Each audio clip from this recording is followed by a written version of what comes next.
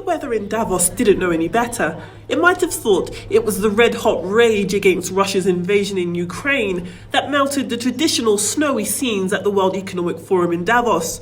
But this year's edition, taking place in the spring, did little to thaw a frosty agenda that saw Ukraine at the centre of many discussions. The European Union, in its historic offer of 10 billion euros of macro-financial assistance to Ukraine, made its largest package offer to a third country on record. We are mobilizing our full economic power.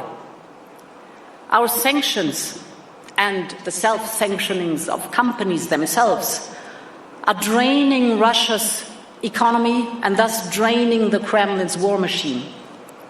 But Russia is flexing the muscle it still has. Ukraine has accused Moscow of blocking the embattled country from exporting 22 million tons of its wheat and sunflower seeds, triggering a global food crisis.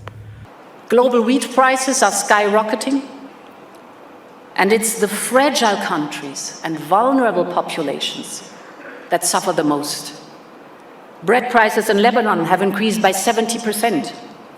And food shipments from Odessa could not reach Somalia.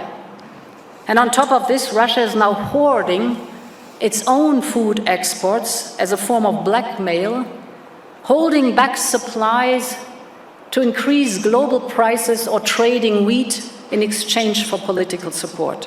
In response, the European Commission says Europe is working hard to ease the grain strain by stepping up its own activity and supporting African countries to boost their own production capacity. Africa is the youngest and fastest growing continent. By 2035, more young Africans will enter the workforce each year than in the rest of the world combined, which brings huge opportunities, but major challenges too. That's also true of the climate change crisis.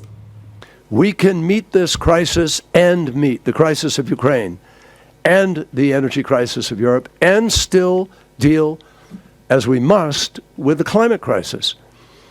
And no one should believe that the crisis of Ukraine is an excuse to suddenly build out the old kind of infrastructure that we had. We have to be more creative than that. We have to be much smarter than that. Given the stakes. Well, Wednesday marks the third day of this 2022 edition of the World Economic Forum's annual meetings. And just like the previous days, we are expecting that Russia will continue to be a topic of conversation, Ukraine too, and of course geopolitical tensions across the world, energy crises, food crises, and then of course there is the topic of the environment. All of that happening at the World Economic Forum. Adefemi Akinsanya, Arise News, at the World Economic Forum, Davos.